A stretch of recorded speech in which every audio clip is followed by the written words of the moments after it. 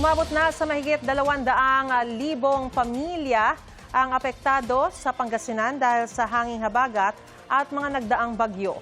Sa ilang lugar, may nanalasa pang flash flood dahil sa malakas na ulan. May unang balita si CJ Torida ng GMA Regional TV. Niragasan ng flash flood ang dalawang barangay sa Pangasinan sa kasagsagan ng malakas na pag-ulan.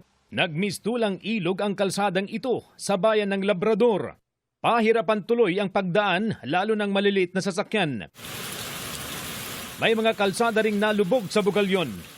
Ina-anticipate din po yan na pag ganitong saturated na po yung lupa at tumagal po yung mga ganitong pag-uulan ay tendency po ubuhos po talaga pababa yung bigla ang agos ng tubig mula dito mula sa upstreams.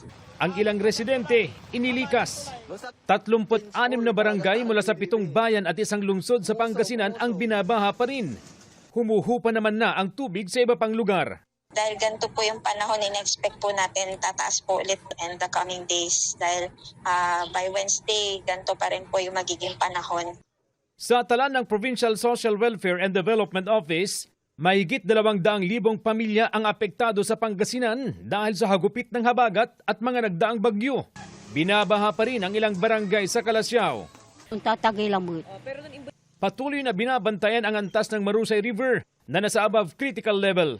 Although yung monitoring po natin nitong nakaraang mga araw ay yung trend niya is pababa, nag-start po na tumaas ulit gawa ng tuloy-tuloy yung pag-ulan na naranasan natin. Dahil dyan, inirekomenda na ng lokal na pamahalaan ang pagsasagawa ng preemptive evacuation. Ito ang unang balita. CJ Torida ng GMA Regional TV para sa GMA News.